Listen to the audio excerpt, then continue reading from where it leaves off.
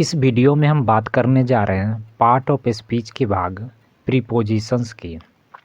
Preposition के सभी तरह के यूज कॉन्सेप्ट के साथ मैं इसमें बताने जा रहा हूँ, जिससे आपका कॉन्सेप्ट भी क्लियर होगा और प्रैक्टिस भी होगी और अच्छे तरीके से आप समझ पाएंगे।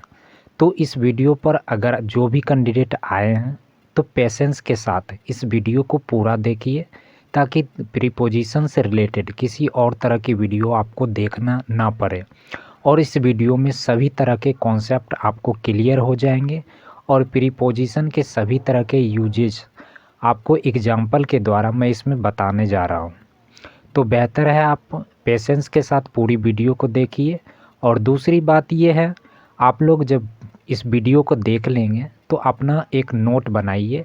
उस नोट में पूरी वीडियो की जो लेक्चर है राइट डाउन कीजिए। राइट डाउन करने के बाद फिर से एक बार वीडियो को देखिए, ठीक है। ये वीडियो देखने के बाद खुद से नए नए सेंटेंस बनाने का प्रैक्टिस कीजिए। ये 3-4 चीज़ें करेंगे तो एक बार में आपको याद हो जाएगा और हमेशा के लिए आपका कॉन्सेप्ट क्लियर हो जाएगा। और जब कॉन्सेप्ट क्लियर हो जाएगा तो आपको रीडिंग करने में, अंडरस्टैंडिंग करने में कोई भी प्रॉब्लम नहीं होगी, राइटिंग करने में कोई प्रॉब्लम नहीं होगी और बोलने में, स्पीकिंग में कहीं भी कोई भी तरह का प्रॉब्लम नहीं होगी, हेजिटेशन कभी भी नहीं होगा और कॉन्फिडेंस के साथ आप आसानी से बोल पाएंगे। इंग्लिश स्पीकिंग में पार्ट ऑफ स्पीच का जो है 70% रोल है, ठीक है। पार्ट ऑफ स्पीच आप पूरा अच्छे तरीके से समझ जाते हैं तो आपके सभी तरह के डाउट्स क्लियर हो जाते हैं, राइटिंग में, स्पीकिंग में और अंडरस्टैंडिंग में सभी तरह के आप डाउट्स आपके क्लियर हो जाएंगे। आसानी से कॉन्फिडेंस के साथ आप बोल पाएंगे। तो हम सभी प्रीपोजिशन को लेते हैं। इसमें मैं बता देता हूँ किस किस की हम बात करेंगे इसमें।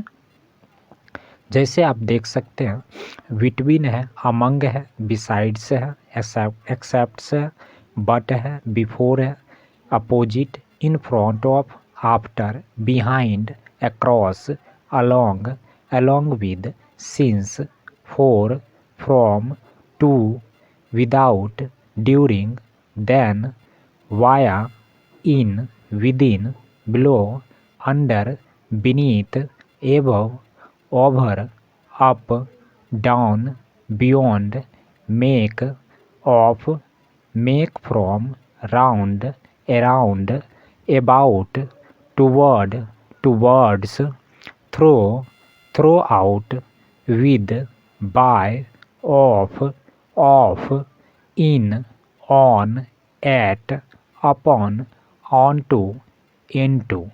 इन सभी प्रीपोजिशन की बात करेंगे हम इस वीडियो में, तो आप पेशेंस के साथ इस वीडियो को देखते रहिए।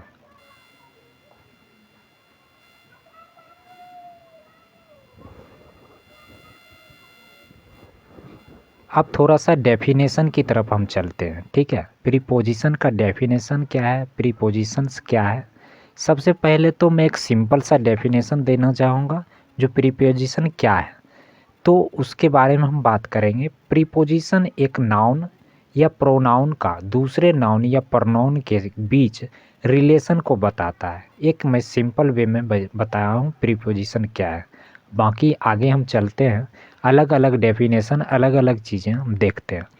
According to Cambridge university, a preposition is a short word that is employed in sentences to show the relationship nouns, pronouns or phrases have with other parts within the respective sentences.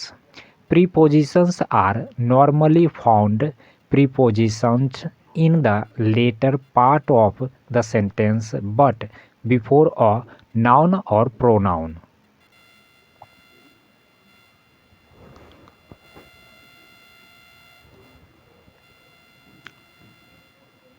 Definition of preposition according to Cambridge University. A preposition is defined as a word that connects a noun or a noun phrase or a pronoun to another word, to a verb, another noun or an adjective according to the Cambridge.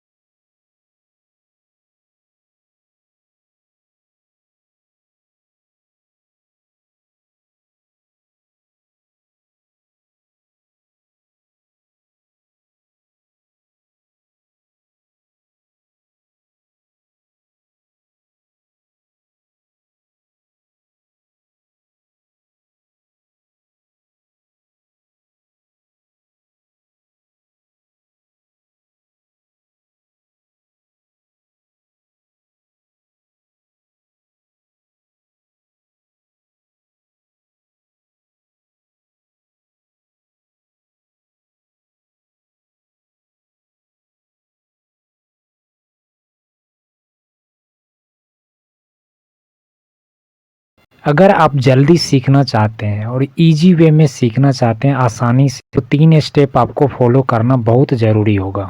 Watching, make notes, practice, ये तीनों चीज़ें जो है बहुत ज़रूरी है। पहले video को देखिए, उसके बाद उस वीडियो में जो भी कंटेंट है उसका नोट्स बनाइए। नोट्स बनाने के बाद उसका खुद से प्रैक्टिस कीजिए, नए नए सेंटेंस बनाने का और खुद से बोलने का प्रैक्टिस कीजिए। उसके बाद उस वीडियो को फिर से वॉच कीजिए, जो भी चीज़ें छूट गई होगी वो चीज़ें फिर से आपको रिकवर हो जाएगी।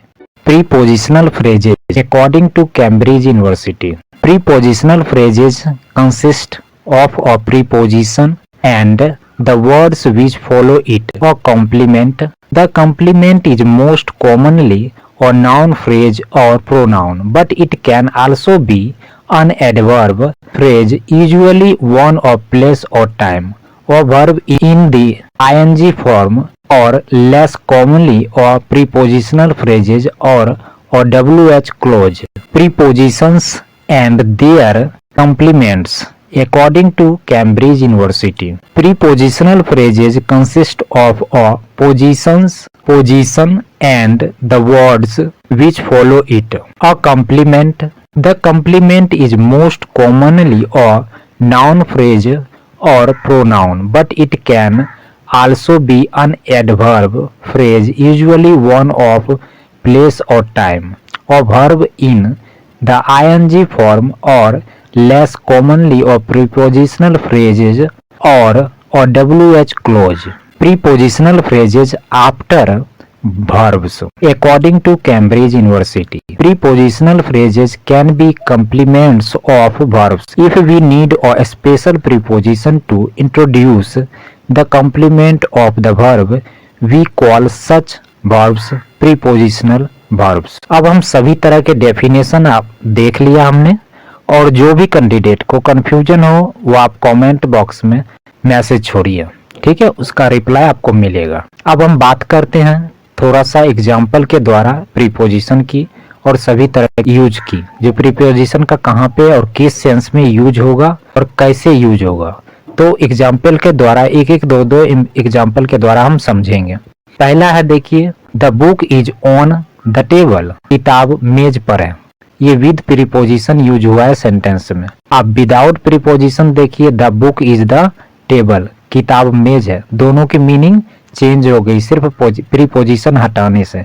तो प्रीपोजिशन का आप बहुत समझ सकते हैं, जो कहीं भी आप कोई भी सेंटेंस या कोई भी पैराग्राफ नहीं लिख रहे हैं जहाँ प्रीपोजिशन की कमी हो रही है, सही से आप वहाँ पे स्ट्रक्चर नहीं बैठा रहे हैं, तो आपका बातों का मतलब कुछ और निकल जाएगा। तो कितना जरूरी है प्रीपोजिशन आप समझ सकते हैं। हम इसमें बात करेंगे बिटवीन या अमंग, दोनों का सेंस निकलता है बीच में। अब देखते हैं सेंटेंस में क्या है, divide the money between Suresh and Raj. इसमें क्या कह रहा है, मनी को दो लोगों में बांट दो। तो जब दो लोगों के बीच की बात होगी, दो लोगों के लिए, तो वहां पे हम बिटवीन का यूज करेंगे। दो व्यक्तियों या वस्तुओं के लिए यूज करेंगे बिटवीन का। Divide the money among the 4 friends, जब 2 से अधिक व्यक्तियों की बात हम करेंगे तो वहां पे अमॉन्ग का यूज होगा। Beside, besides, except. Sumit is sitting beside Rani, समीप या बगल में, तो उस सेंस में आप बिसाइड का यूज करेंगे। सुमित रानी के बगल में बैठा है, तो समीप या बगल के लिए आप बिसाइड का यूज करेंगे। दूसरा सेंटेंस देख लेते हैं, Amit has a laptop besides a mobile. यहाँ पे किसकी बात हो रही है, अमित के पास तो लैपटॉप है, सॉरी इसमें हिंदी इंग्लिश में नाम में गलत है, तो यहाँ पे उस पे ध्यान मत दीजिएगा। अमित के पास मोबाइल के अलावा एक लैपटॉप है। यहाँ क्या हो रहा है, अमित के पास मोबाइल तो है, उसके अलावा कुछ और भी चीजें हैं, अतिरिक्त चीजें हैं, तो उसकी बात हो रही है। तो उस सेंस में आप बिसाइड्स का यूज करेंगे। इस वीडियो को लाइक करना बिल्कुल भी ना भूलें और शेयर करना भी बिल्कुल भी ना भूलें, और सब्सक्राइब जरूर कीजिएगा और बेल आइकन जरूर प्रेस कीजिएगा, ताकि आपको नए वीडियो का अपडेट समय से मिलता रहे। अब हम बात करेंगे बट या एक्सेप्ट। इसका सेंस निकलता है सिवाय या अलावा। ये दोनों सेंस में यूज होता है। जैसे एग्जाम्पल के द्वारा हम समझेंगे, she can do anything accept या बट डू लॉन्ड्री। वो कह रही है जो को कुछ भी कर सकती है सिवाय या अलावा लॉन्ड्री करने के। तो इस सेंस में हम एक्सेप्ट भी यूज कर सकते हैं, बट भी यूज कर सकते हैं, दोनों सही है। अब बात करते हैं दूसरे सेंटेंस की। Amit has a laptop. ये शायद हम पहले पढ़ चुके हैं, तो इससे आगे हम बढ़ेंगे। अब हम बिफोर की बात करेंगे। बिफोर का मतलब होता है पहले। तो एक सेंटेंस के द्वारा हम समझते हैं जो बिफोर का यूज कैसे होता है। जैसे सेंटेंस में देख सकते हैं, I shall finish my homework before 6 o'clock। मैं 6 बजे से पहले अपना गृह कार्य पूरा करूंगा। के पहले या से पहले के सेंस में आप बिफोर का यूज करेंगे। दूसरा सेंटेंस है, Sumit has made a house before the school. इसमें क्या हो रहा है, सुमित ने घर बनाया, कहाँ बनाया, स्कूल के सामने बनाया। तो सामने इन फ्रंट ऑफ के लिए आप बिफोर का यूज कर सकते हैं, बिल्कुल सही है। The thief was presented before the जज। चोर को न्यायाधीश के सामने पेश किया गया, के सामने या उपस्थिति में, इन प्रेजेंस ऑफ। तो इस सेंस में भी आप बिफोर का आसानी से यूज करेंगे और ये भी सही है। अपोजिट या इन फ्रंट ऑफ, इसका सेंस निकलता है सामने। तो इस सेंस में आप कैसे यूज करेंगे, सेंटेंस के द्वारा हम समझते हैं। सुमित वॉज सीटिंग अपोजिट मी। सुमित मेरे सामने बैठा है। तो किस सेंस में यूज हो रहा है अपोजिट का, मेरी और मुंह करके। सुमित जो बैठा है मेरी तरफ मुंह करके बैठा हुआ है, तो उस सेंस में अपोजिट का आप यूज कर सकते हैं। जैसे आप कहीं भी खड़े हैं तो आपके सामने कोई चीजें हैं, कोई बिल्डिंग है या कोई चीजें आगे खड़ी है, तो आप देख सकते हैं। तो उस चीज के लिए आप अपोजिट का यूज करेंगे। मेरे सामने कोई बिल्डिंग है या मेरे सामने कोई शॉप है, उस सेंस में आप अपोजिट का यूज कर सकते हैं। Sumit was sitting in front of me. Sumit मेरे सामने बैठा है। तो इस सेंस में, किस सेंस में बताया जा रहा है, मेरी और मुंह करके या पीठ करके।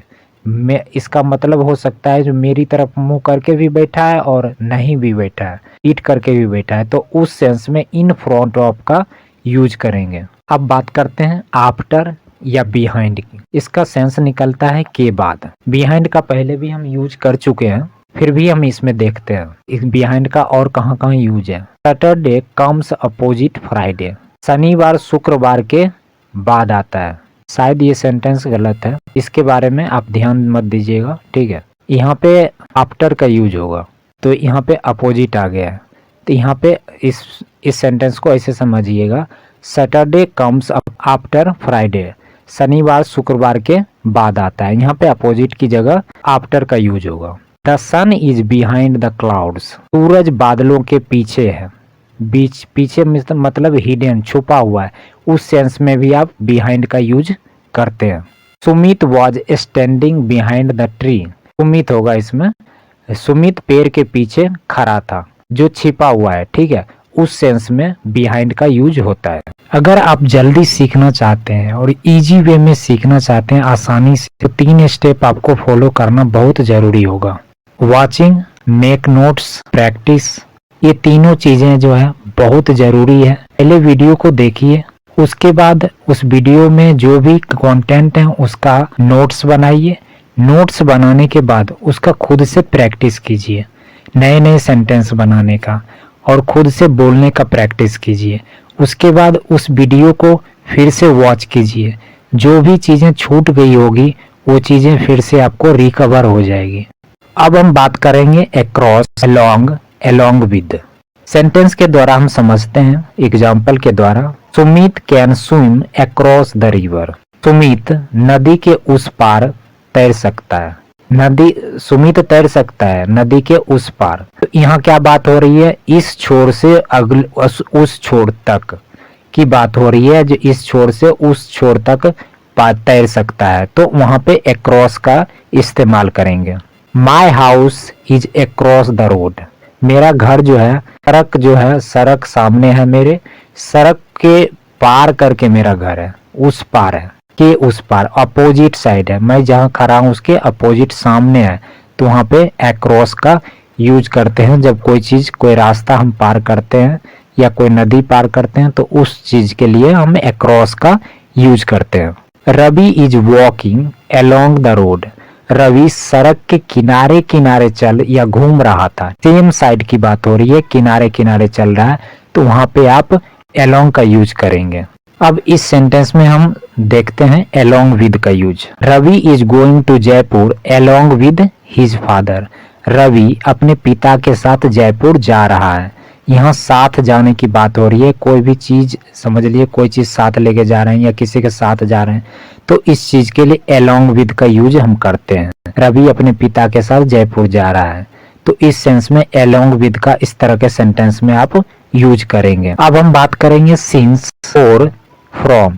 इसका सेंस निकलता है से, और कहाँ पे किस सेंस में इसका यूज होता है वो सभी हम इस सेंटेंस के द्वारा हम समझते हैं। सिंस जो है पॉइंट ऑफ टाइम के लिए यूज होता है, तो इस चीज का आप ध्यान रखिएगा सिंस को कहाँ यूज करना है।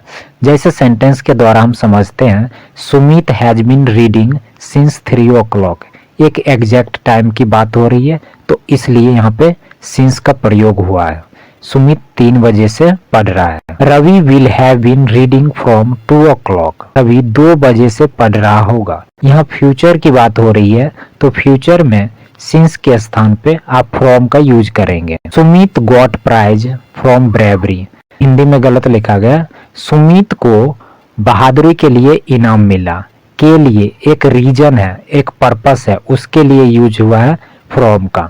इसका भी आप ध्यान रखेंगे। अब देखिए, I bought this for 50 rupees. मैंने ये किताब 50 रुपये में खरीदी। वस्तुओं की कीमत के लिए हम फॉर का यूज करते हैं। These books are for you या चिल्ड्रेन। ये किताबें आपके या बच्चों के लिए है। के लिए पर्सनल बेनिफिट के लिए भी आप फॉर का यूज करेंगे। अब देखिए फ्रॉम का use. Sumit is coming from Surat. Sumit Surat से आ रहा है। स्टार्ट प्लेस या टाइम की बात हो रही है, जो वहां से यहाँ आ रहा है, तो उस सेंस में भी आप फ्रॉम का यूज करेंगे। He is suffering from fever. वह किसी चीज से सफर कर रहा है, ठीक है, तो यहाँ पे क्या हो रहा है, वह बुखार से पीड़ित है, किसी बीमारी से पीड़ित है, सफर कर रहा है, तो उस सेंस में आप फ्रॉम का यूज करेंगे। के कारण, बिकॉज ऑफ, एक रीजन के कारण, तो यहाँ पे फ्रॉम का यूज आप करेंगे। इस वीडियो को लाइक करना बिल्कुल भी ना भूलें और शेयर करना भी बिल्कुल भी ना भूलें, और सब्सक्राइब जरूर कीजिएगा और बेल आइकन जरूर प्रेस कीजिएगा, ताकि आपको नए वीडियो का अपडेट समय से मिलता रहे। अब हम बात करेंगे प्रीपोजिशन टू। गो के बाद स्थान से पूर्व, इसका आप ध्यान रखिए। गो के बाद स्थान से पूर्व टू का यूज कैसे होगा। Sumit is going to Ajmer. Sumit Ajmer जा रहा है। गो के बाद यूज हुआ है और स्थान से पहले यूज हुआ है। इस तरह के वर्ड वाक्य में आप टू का प्रयोग ऐसे करेंगे। दूसरा है सी इज कमिंग टू मी। वह मेरी तरफ आ रही है, किसी और से आ रही है, किसी तरफ से आ रही है, तो उस सेंस में भी आप टू का यूज करेंगे। We walk to the bus station. की और एक डेस्टिनेशन की तरफ की बात हो रही है, जो उस तरफ जा रहा है, ठीक है, वॉक कर रहा है, तो उस चीज के लिए भी आप टू का प्रयोग करेंगे। से तक, किसी जगह से किसी जगह तक की बात हो रही है। We will travel from Agra to Jaipur, तो वहां पे आप से तक के लिए फ्रॉम का यूज करेंगे। It is 4 minutes to 5। समय के लिए बाकी या शेष जो रह गया उसके लिए टू का आप प्रयोग करेंगे। विदाउट, विदाउट का सेंस निकलता है के बिना, तो इसमें आप देखिए किसी चीज के बिना या किसी व्यक्ति के बिना जो कार्य होगा या कहीं जाएंगे, तो उस चीज के लिए विदाउट का आप प्रयोग करेंगे। जैसे we can't hear without ears. हम कानों के बिना नहीं सुन सकते, तो उस सेंस में आप इस तरह के वाक्य में आप विदाउट का यूज करेंगे। विदाउट के और भी बहुत सारे यूज हैं, अभी मैं इस वीडियो में सिर्फ 1-2 एग्जाम्पल के साथ ले रहा हूँ। जब प्रैक्टिस का सेशन आएगा उसमें बहुत सारे प्रैक्टिस होंगे, जिसमें आपको पता चलेगा। ड्यूरिंग, ड्यूरिंग का सेंस निकलता है के दौरान। के दौरान की बात करते हैं हम उसमें, तो he was absent during the examination. Examination चल रहा था, एक ड्यूरेशन, एक टाइम था एग्जामिनेशन का, तो वह परीक्षा के दौरान अनुपस्थित था, तो वो परीक्षा के दौरान अब्सेंट था, एक समय चल रहा है, तो ड्यूरिंग, तो वहां पे ड्यूरिंग का यूज होगा। देन जो यूज होता है कंपैरिजन में यूज होता है। देखिए कैसे यूज करेंगे कंपैरिजन में। Sumit likes milk more than curd. Sumit को दही से ज्यादा दूध पसंद है। किसी चीज की एक कंपेयर हो रहा है, जो ये चीज से बढ़िया ये चीजें हैं, तो उस चीज के लिए हम यूज करेंगे देन का। अब प्रीपोजिशन वाया। वाया का यूज होता है ट्रेवल पॉइंट में, किसी जगह से किसी जगह के लिए, जो ज्यादातर यूज होता है प्रोफेशनल वे में। जैसे this train goes to Jodhpur via Jaipur. यह ट्रेन जयपुर होते हुए जोधपुर जाती है। एक स्थान से दूसरे स्थान जाती तो है, लेकिन स्पेसिफिक स्थान होते हुए जाती है, तो उस सेंस में वाया का यूज किया जाता है के द्वारा।